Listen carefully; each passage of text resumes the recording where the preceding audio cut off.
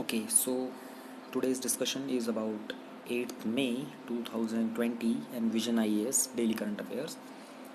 Starting from the first news, we all know that there has been a styrene gas leak at the LG Polymers Vizag plant that killed 11 people. See, Vizag is a short name for Vishakhapatnam, which is in Andhra Pradesh.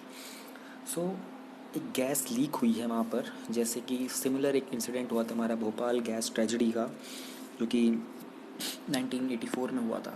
इसके ऊपर question पहले mains में आ चुका है और prelims में भी आ चुका है. स्टायरीन क्या है? ये एक ना एक पॉइजनस वॉलेटाइल ऑर्गेनिक कंपाउंड है. वॉलेटाइल का मतलब होता है that can suddenly change, that can suddenly come to a change. और अगर हम बात करते हैं स्टायरीन की, तो ये वर्ल्ड का 20th most commonly used compound होता है एक. एंड इसे फैक्ट्री में लिक्विड की तरीके से स्टोर किया जाता है. टेम्परेचर होता है 20 डिग्री सेल्सियस. और इसको यूज़ करते हैं हम लेटेक्स बनाने में, सिंथेटिक रबर बनाने में, प्लास्टिक पैकेजिंग के लिए, डिस्पोजेबल कप्स बनाने में. लेटेक्स तो होता है, लेटेक्स ना एक वाइट थिक सब्सटेंस होता है जो जनरली ट्रीज से हम लोगों को निकलता है. आप लोगों ने कभी ट्री को अगर कुछ लीव्स और ट्रीज को अपने कट किया होगा तो एक वाइट सा मिल्की सा सब्सटेंस निकलता है, उसको लेटेक्स बोलते हैं. तो there are certain laws that deals with this kind of chemical disasters, in which one of them is doctrine of absolute liability.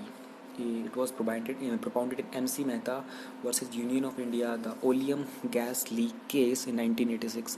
ये जो oleum gas leak case था ना, ये न्यू दिल्ली में हुआ था. एक Shri Ram food and fertiliser limited कुछ था करके वहाँ पर, और इसमें ज़्यादा कुछ नुकसान नहीं हुआ था ऐसा, लेकिन वहाँ पर एक पर्सन की डेथ भी हो गई थी. तो जनरली इतने जो ये इंसिडेंट्स हुए हैं ना, इनके बाद कुछ ना कुछ ऐसे लॉज बन के आए होते हैं. जैसे भी कोविड-19 का पैंडमिक चल रहा है, the moment we all get rid of this pandemic ना, government will come up certain new rules and regulations to deal with emergency situations of things like lockdown and all. तो वंस वी हैव एनकाउंटर्ड दो situations ना, एक बार हम ऐसे situation से गुजर जाते हैं, then we always come up with such laws. Also हमें आइडिया नहीं होता कि क्या सिचुएशन हो सकती है. सो इस अंडर दिस जो एंटरप्राइज होती है, जो भी हेजार्डियस और इनहेरेंटली डेंजरस एक्टिविटीज़ में होती है, उन सबको कंपेंसेशन देना होता है. कंपेंसेशन का मतलब होता है मुआवजा देना होता है, कि जो लोग जिनका नुकसान हो जाता है, जिन लोगों को इन्फेक्शन हो जाता है, जिनकी डेथ भी हो जाती है, all those people who suffer of any kind of loss of life और प्रॉपर्टी, उन सबको कुछ मुआवजा देना होता है. वो इस डॉक्ट्राइन के अंदर मैंशन्ड है. फिर एक एनवायरनमेंट का एक रिलीफ फंड भी होता है, जो कि हमारा एनवायरनमेंट एक्ट है हमारा 1986 वाला, उसके अंडर ही आता है. रिलीफ फंड में क्या होता है ना, जनरली कि जितना भी अनाउंसमेंट करते हैं कलेक्टर वगैरह, वो अगर कंपेंसेशन से कम पड़ जाता है तो उसको एनवायरनमेंट रिलीफ फंड से ले लिया जाता है वो अमाउंट.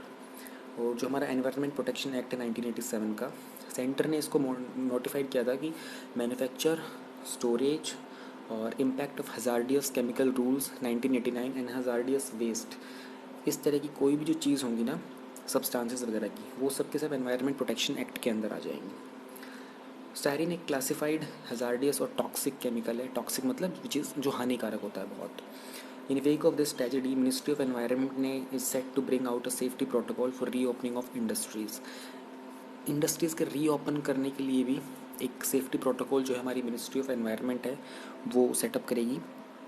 मिनिस्ट्री ऑफ एनवायरनमेंट की अगर हम लोग बात करते हैं तो प्रकाश जावड़ेकर जी जो है उसके मिनिस्टर हैं, और इसकी एक्चुअली फुल फॉर्म जो है ना, वो ministry of environment and forest climate change है, MOEFCC. So this is the complete name of the ministry.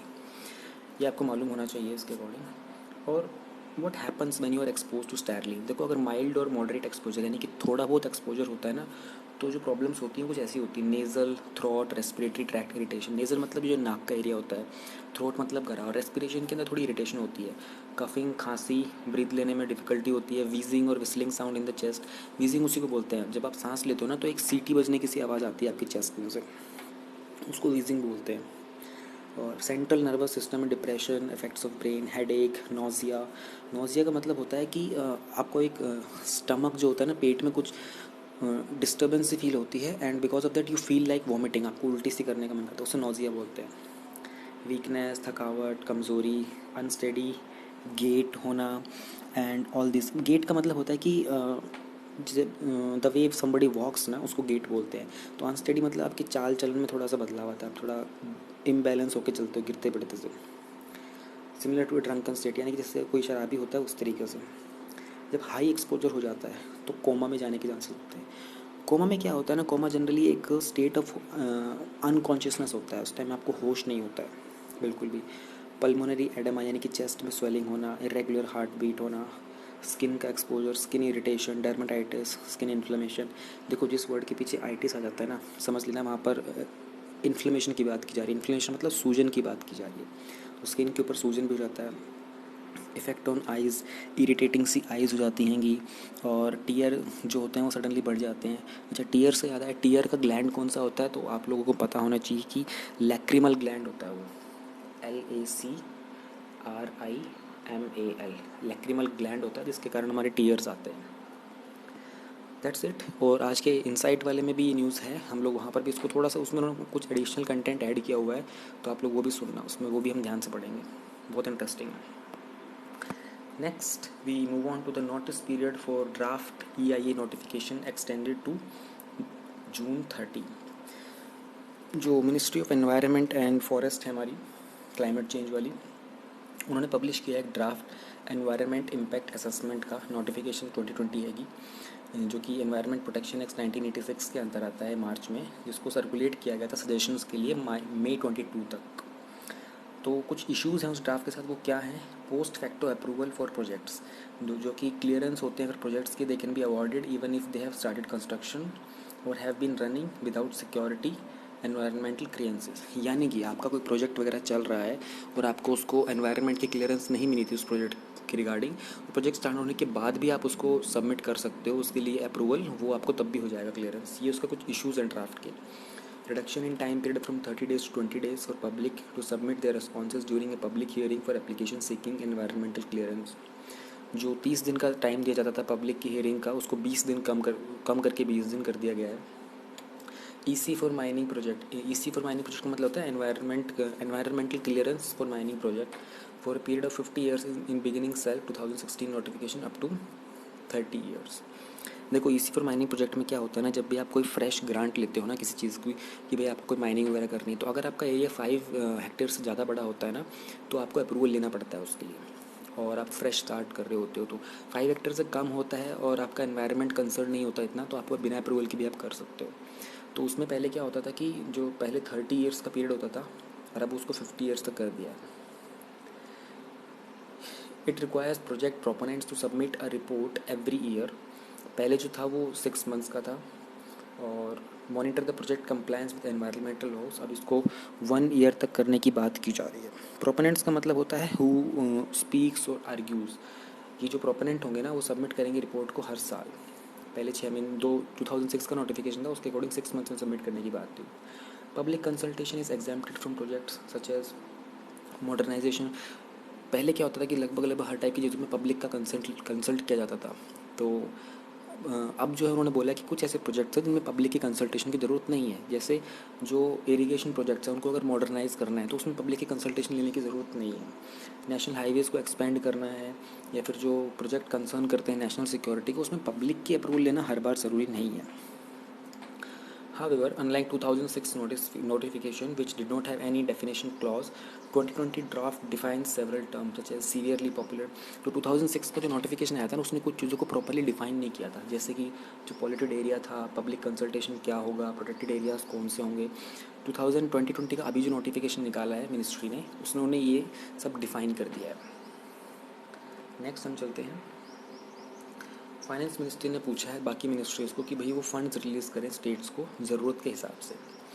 Government जो है वो बहुत सारे चैलेंजेस फेस कर रही है रेवेन्यू को मोबिलाइज़ करने में, हायर एक्सपेंडिचर की डिमांड्स हो रही है कोविड-19 के, क्योंकि देखो पब्लिक का मूवमेंट बंद है, फैक्ट्रीज़ बंद हैं, इंडस्ट्रीज़ बंद हैं, प्रोडक्शन हाउसेस बंद हैं, ऑफिसेज बंद हैं, तो काम नहीं हो पा रहा, शॉप्स बंद हैं, बिजनेसेस सब बंद है, तो रेवेन्यू जनरेट नहीं हो रहा है। लेकिन एक्सपेंडिचर तो चल ही रहा है ना, हॉस्पिटल्स का हो गया, फूड का हो गया, और गवर्नमेंट की बाकी जो चीज़ें होती हैं, गवर्नमेंट को सपोर्ट प्रोवाइड करनी है, खर्चा हो रहा है, लेकिन रेवेन्यू की दिक्कत आ रही है। तो फाइनेंस मिनिस्टर से बोला गया है कि बाकी मिनिस्टर से भी बात करें, स्टेट्स को ज़रूरत के हिसाब से जो भी स्कीम्स वगैरह की चीज़ें होती हैं वहाँ पर पैसा रिलीज़ किया जाए। Hence, central minister and departments have been asked to release funds under centrally sponsored schemes and projects on need basis and not on entitlement of states। Centrally sponsored scheme क्या होती है ये देखो पहले तो। सेंट्रली स्पॉन्सर्ड, SPO लिखता हूँ मैं इसको, CSPS, ये वो स्कीम होती है भैया। देखो एक बार आपको दोनों का एग्जांपल बताता है। एक होती है सेंट्रली स्पॉन्सर्ड स्कीम और एक होती है सेंट्रली सेक्टर स्कीम। इस स्कीम के अंदर ना देखो ये समझो पहले, सेंट्रली सेक्टर स्कीम जो होती है नीचे वाली, इसमें क्या होता है कि कम्प्लीटली यूनियन गवर्नमेंट के अंडर होती है, वही पैसा लगाएंगे, वही इम्प्लीमेंट करेंगे सब कुछ। सेंट्रली स्पॉन्सर्ड स्कीम में क्या होता है ना, यूनियन गवर्नमेंट इनिशिएट करती है और पैसा भी, कुछ पैसा वो लगाती है, बाकी इम्प्लीमेंटेशन जो मेजरली होता है ना वो हर एक स्टेट कर देते हैं। तो इसमें यूनियन स्टेट दोनों होते हैं, तो मतलब सेंटर ने स्पॉन्सर किया है। और सेंट्रल सेक्टर हो गया मतलब सेंटर ने पूरा का पूरा अपने अंदर ले लिया है। एक मैं एग्जांपल देना चाहूँगा यहाँ पर सेंट्रली स्पॉन्सर्ड का। ये सेंटर स्पॉन्सर्ड का अगर मैं एग्जांपल लेना चाहूँ तो जैसे नेशनल फूड सिक्योरिटी मिशन हो गया, ठीक है, राष्ट्रीय कृषि विकास योजना, ये हो गया, ये सेंट्रली स्पॉन्सर्ड थी। गवर्नमेंट ने इनिशिएटिव लिया पहले और फिर बाद में पैसा वैसा कुछ सपोर्ट करने के लिए स्टेट्स को दे दिया और बोला कि अब आप अपने स्टेट्स में चलाओ इसको। फिर हम बात करते हैं अगर सेंट्रली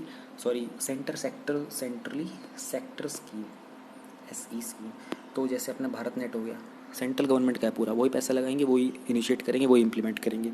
नमामि गंगे हो गया, ऑलराइट, और क्रॉप इंश्योरेंस स्कीम भी थी एक हमारी। ये सारी की सारी सेंटर खुद चलाता है, लेकिन ये आपको टर्म्स पता होने चाहिए क्योंकि बार बार रिपीट होते हैं न्यूज़ में और ये मेंस में भी आते हैं। तो सेंट्रल मिनिस्ट्रीज और डिपार्टमेंट्स को बोला गया कि भैया आप फंड्स को रिलीज़ कीजिए on need basis, not as per entitlement of states. ऐसा नहीं कि भाई एक स्टेट को 10,000 करोड़ रुपए की ज़रूरत थी तो आप 10,000 करोड़ रुपए उनको दे दोगे अभी, नहीं, अभी आप उनकी नीड देखिए। अलॉट किया हुआ था उसके हिसाब से नहीं जाना है अभी आपको देखना है नीड कितनी है फ़िलहाल, उसके हिसाब से आप रिलीज़ कीजिए पैसा। तो CSS जो होते हैं ना, इम्प्लीमेंट करता है स्टेट लेकिन फाइनेंस देता है सेंटर। अच्छा, ये यहाँ पे लिखा भी हुआ है, मैंने भी समझा दिया। CSS को रैशनलाइज किया गया था इंटू 28 अम्ब्रेला स्कीम्स में, जिसमें से जो 6 स्कीम्स थी उनको कैटेगराइज किया था कोर और core schemes.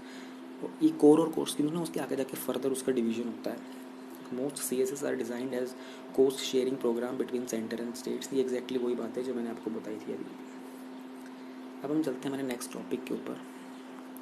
4 hospitals cleared to join the solidarity trial. Solidarity trial का मतलब क्या होता है? सॉलिडेरिटी का मतलब होता है एक साथ मिलकर, ठीक है। तो WHO जो है, मैं आपको ऊपर की कहानी बताता हूँ।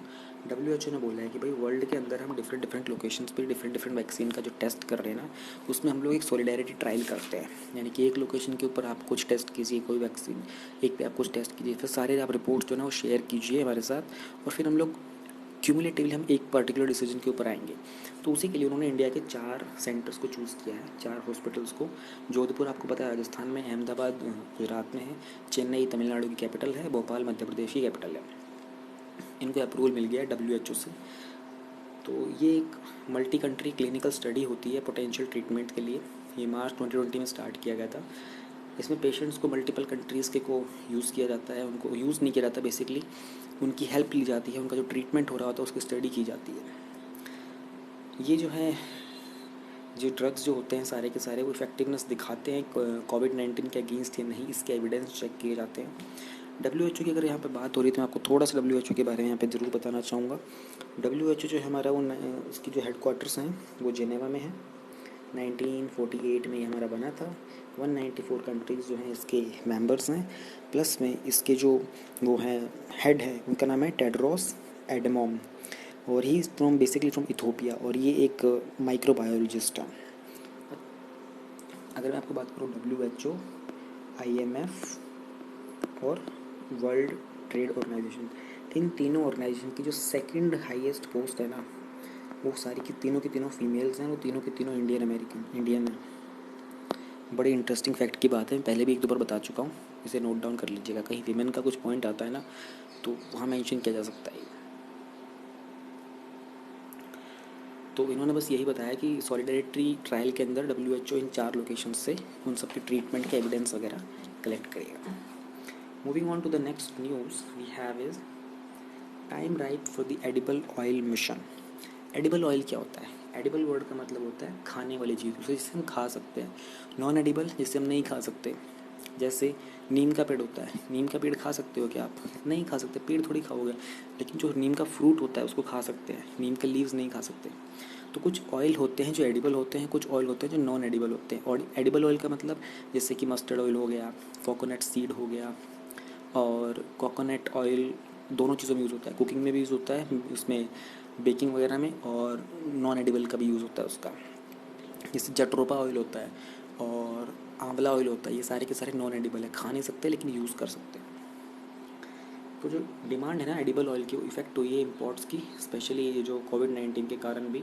तो एक डिमांड आई है कि जो सेंटर है ना उनको लॉन्च करना चाहिए कि national mission on edible oil seeds, NMEO, जो कि डोमेस्टिक प्रोडक्शन को बूस्ट करेगा। हम लोग क्या कर रहे हैं, दूसरी कंट्री से मंगवा ज़्यादा रहे हैं, अपने यहाँ पे प्रोड्यूस कम कर रहे हैं। तो इंडिया की जो इंपोर्ट के ऊपर जो डिपेंडेंस है ना वो 60% है। यानी कि सपोज़ करते हैं हम लोग अगर 1 लाख किलो मंगवाते हैं हम लोग ऑयल सीड्स, जो इनका कंजप्शन होता है हमारा 1 लाख kg का, तो उसमें से हम लोग 60,000 kg तो हम बाहर से ही मंगवा रहे होते हैं। यानी कि हम लोग प्रोडक्शन कितने की कर रहे हैं, सिर्फ 40% की। तो उसी पे बात उठी कि भाई एक ऐसा एक कमीशन बनाया जाए जो कि डोमेस्टिक प्रोडक्शन के ऊपर थोड़ा फोकस करेगा, उसके लिए कुछ स्ट्रेटजीज़ बनाई जाए और वो सब।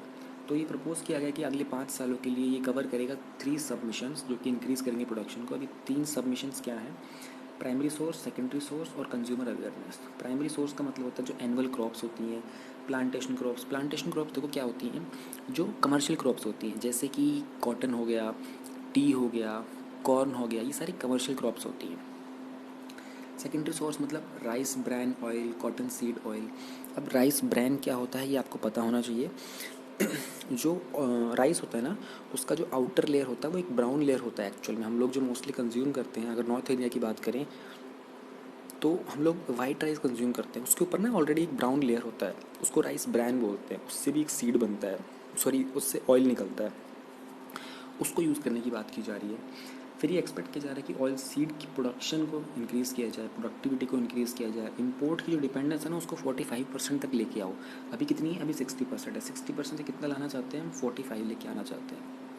स्ट्रेटजी क्या क्या प्रपोज की, भाई होगा कैसे ये, तो उन्होंने कहा कि सीड का जो रिप्लेसमेंट रेट है ना उसको इंक्रीज़ कर दो, इंटरक्रॉपिंग के थ्रू ऑयल सीड का प्रमोशन करो। इंटरक्रॉपिंग क्या होता है, देखो इंटरक्रॉपिंग का होता है कि आप एक से ज़्यादा जो क्रॉप होती है ना उनको एक साथ ग्रो करते हो। जैसे नॉर्थ इंडिया के अंदर आप देखो तो कुछ लोग क्या करते हैं, एक पॉपुलर के ट्री होते हैं, सपोज ये आपका फील्ड होता है, तो लाइन में वो पॉपुलर के ट्री लगा देते हैं और उसके नीचे वो क्रॉप भी ग्रो करते हैं। कुछ लोग क्या करते हैं, फ्रूट्स वगैरह ग्रो कर देते हैं इन लाइनों में ऐसे, और उसके नीचे कोई भी ग्रेन वगैरह ग्रो करते हैं। कुछ लोग क्या करते हैं, मस्टर्ड और वीट को दोनों को एक साथ ग्रो कर लेते हैं। तो इंटरक्रॉपिंग में आप लोग ऑयल सीड वाली जो क्रॉप होती है उसको यूज़ करो। मेजर चैलेंज क्या है ऑयल सीड प्रोडक्शन में, रेन फेड कंडीशन, यानी कि वो एरिया जहाँ पर रेन ज़्यादा होती है ना, 70% एरिया वो होना चाहिए हमारे पास। हाई सीड की कॉस्ट है, ग्राउंड नट और सोयाबीन जो है बहुत महंगा होता है। Small land holding with limited resources है हमारे पास, एरिया कम है। ऑयल वाला एरिया जो उसकी रिक्वायरमेंट फर्टिलिटी सॉइल की होती है थोड़ा कम है। लो सीड रिप्लेसमेंट रो है और लो प्रोडक्टिविटी है हमारी। ये थोड़ा सा आप लोग पढ़ लोगे, इसमें कुछ है नहीं टफ ऐसा। ये बड़ी अच्छी न्यूज़ है, interesting for all those people who are currently going through graduation and wants to pursue the post graduation और PhD। जो ministry of human resource development है उन्होंने अनाउंस किया है कि PMRF स्कीम जो है ना उसमें कुछ मॉडिफिकेशन किया है, कुछ चेंजेस किए हैं। PMRF स्कीम क्या है, ये स्कीम को 2018-19 के स्टार्टिंग में लॉन्च किया गया था to improve the quality of research in various higher education institutions. India के अंदर जो रिसर्च का जो कॉन्सेप्ट है ना, इंडिया के अच्छा रिसर्च की रैंकिंग अगर मैं आपको बात करूँ तो इंडिया की 76 रैंकिंग आउट ऑफ 143 कंट्रीज़ जो ग्लोबल इनोवेशन इंडेक्स है उसमें। तो हम लोग स्कीम लेके आए थे। क्या स्कीम थी कि जो लोग जिन्होंने अपनी फाइनल ईयर बीटेक की कंप्लीट कर ली इंटीग्रेटेड वाली, या फिर इंटीग्रेटेड वाली एमटेक वाली, या फिर MSc की है साइंस एंड टेक्नोलॉजी में, और जो लोग IISc, IIT, NIT और IISc इनसे बिलोंग करते हैं, उन लोगों को IIT और IISc में एक PhD का डायरेक्ट एडमिशन मिल जाएगा। ये पहले था, और फेलोशिप मिल जाएगी, उसके साथ में रिसर्च ग्रांट भी मिलेगा, यानी कि कुछ पैसा जो स्टाइपेंड होता है ना वो भी मिलेगा। तो इस तरीके से वो क्या करते थे, बेस्ट टैलेंट को सर्च करते थे। अब इन्होंने क्या किया है, रिसर्च को और बूस्ट करने के लिए थोड़ी सी मॉडिफिकेशन कर दी है उसने। क्या मॉडिफिकेशन की है? उन्होंने कहा कि भैया सिर्फ इन इंस्टीट्यूट से नहीं, किसी भी आप रिकॉग्नाइज यूनिवर्सिटी से हो ना, आप तो भी अप्लाई कर सकते हो। रिक्वायरमेंट ऑफ गेट्स को रिड्यूस कर दी है। गेट का जो एग्ज़ाम होता है ना, वो या तो PSU में जॉब के लिए आप अप्लाई कर सकते हो गेट के स्कोर से, या फिर आप मास्टर्स के लिए अप्लाई करते हो उसमें। गेट के जो एग्ज़ाम होता है ना, वो मास्टर्स के लिए होता है। तो उसका स्कोर पहले था कि 750 तक चाहिए होगा, लेकिन उसको और रिड्यूस कर दिया है 650 तक। और direct entry, lateral entry is now allowed. Direct entry और लेटरल एंट्री में क्या डिफरेंस होता है? डायरेक्ट एंट्री का मतलब ये होता है कि अभी तक आपने PhD स्टार्ट नहीं की थी, अब आप करते तो आपका एडमिशन उसमें आप उस स्कीम को यूज़ कर सकते हो। लेटरल एंट्री का मतलब कि आप ऑलरेडी एक PhD के एनरोलमेंट में हो उसी इंस्टीट्यूट्स वगैरह में, लेकिन अब वो स्कीम आपके PhD स्टार्ट होने के बाद आई थी, तो आप लेटरल एंट्री से आप बाद में भी उस स्कीम में अप्लाई करके उसका पार्ट बन सकते हो। जो नेशनल इंस्टीट्यूट ऑफ टेक्नोलॉजी है ना, टॉप 25 में, उनकी जो नेशनल इंस्टीट्यूशन रैंकिंग फ्रेमवर्क है, उसके अकॉर्डिंग जो टॉप 25 के अंदर जो भी NITs है ना, वो भी अब PhD को दे सकते हैं। पहले PhD का एडमिशन कहाँ होना था? IIT और ISC में, लेकिन अब नेशनल इंस्टीट्यूशन रैंकिंग फ्रेमवर्क के अंडर जो टॉप 20 में NITs आते हैं ना, वो भी ग्रांट दे सकते हैं। अब हम आ जाते हैं अपनी छोटी वाली न्यूज़ के ऊपर। तो म्यूचुअल एग्रीमेंट प्रोसीजर, मैप की बात की है। ये एक डिस्प्यूट रेजोल्यूशन का चीज़ है। टैक्स ट्रीटीज़, यानी कि जो कंट्रीज़ होती हैं ना, देखो सिंपल सी बात है, इन न्यूज़ को ना जल्दी से समझा करो। मैप क्या होता है? दो कंट्रीज़ के बीच जो टैक्स का डिस्प्यूट होना होता है ना, उसका टाइम पीरियड को कम करने की बात की गई है। पहले क्या होता है कि 5 साल लग गए, 10 साल लगे, तो उन्होंने कहा कि 24 मंथ्स के अंदर अंदर इसको स्पीडी डिस्प्यूट रेजोल्यूशन लेके आओ। फिर आती है वंदे भारत मिशन। इंडिया ने तक 14,800 लोगों को बाय एयर, जो दूसरी कंट्री में फंस गए थे लॉकडाउन के कारण, उनको वापस लाने के लिए एक मिशन स्टार्ट किया है, जिसका नाम है वंदे भारत। सेम मिशन जो इंडियन नेवी भी चला रही है, उसका नाम है समुद्र सेतु। GISAID क्या है? Global initiative on sharing on influential data. ये एक जर्मनी की एक वो है, कंपनी वगैरह है, और एक NGO है फ्रेंड्स करके। उन्होंने इस प्लेटफॉर्म के थ्रू 53 जीनोम सीक्वेंसेस जो हैं वायरस के GISAID में, उनको स्टडी करने की बात की हैगी। और ये 2008 से बना हुआ है। तो ये क्या करते हैं? डेटाबेस कलेक्ट करते हैं इस प्लेटफॉर्म के ऊपर और उसकी स्टडी करते हैं। तो बेसिकली बात की जा रही है इन्फ्लुएंजा वायरस के लिए कर रहे हैं। लामा क्या होता है? लामा एक कैमलिड होता है, एक टाइप का एनिमल सा होता है, कैमल जैसा। ये जनरली US वगैरह में बहुत पाया जाता है, उस साइड में, साउथ अमेरिका में भी होता है। तो ये जो होता है ना, इसके अंदर कुछ एंटीबॉडीज़ मिली थी पहले HIV और इन्फ्लुएंजा को भी लेकर, और अभी इसको टेस्ट किया जा रहा है कि किसी तरीके से इसमें कोविड-19 जो कोरोना की जो डिजीज़ है, उसके रिगार्डिंग कोई एंटीबॉडीज़ मिल सकती है क्या। लामास का जनरली काम क्या होता है ना, ट्रांसपोर्टेशन वगैरह के काम आता है, और उसको मीट कंज्यूम किया जाता है इसका। आयुष की संजीवनी ऐप आई है एक, जो, अच्छा, संजीवनी से नाम से याद आया कि अभी भी रिसेंटली ने, अभी जो वंदे भारत और समुद्र सेतु से पहले भी एक मिशन चला रखा था जिसका नाम था संजीवनी करके। ये मालदीव्स में चलाया था इंडिया ने, वहाँ पे मेडिसिन डिलीवर की थी। तो इसका कॉन्सेप्ट आया था जब रामायण में जो हनुमान जी होते हैं, लक्ष्मण के लिए संजीवनी बूटी लेके आते हैं, तो इंडिया ने संजीवनी बूटी यानी कि मेडिकल हेल्प मालदीव्स को भेजी थी। तो आयुष मिनिस्ट्री ने एक संजीवनी ऐप डेवलप की है। आयुष का मतलब आपको सॉरी, आयुष के मतलब आपको पता होना चाहिए। A से आयुर्वेदा, Y से होता है योगा एंड नेचुरोपैथी, U से यूनानी, S से सिद्धा, और H से होम्योपैथी। इस मिनिस्ट्री की जो स्टार्टिंग हुई थी ना 2014 में हुई थी, जब BJP गवर्नमेंट नई नई आई थी ना, उस टाइम पे। कॉन्सेप्ट पहले से चल रहा था, लेकिन ये इम्प्लीमेंट नहीं हो पा रहा था। तो मिनिस्ट्री ऑफ आयुष ने किया है और ministry of electronics and information technology ने किया है मिलकर। ये क्या करते हैं? ये जनरेट करेंगे data on the acceptance and usages of AYUSH advocacies and measures population के अंदर, ताकि ये कोविड-19 को प्रिवेंट कर सकें।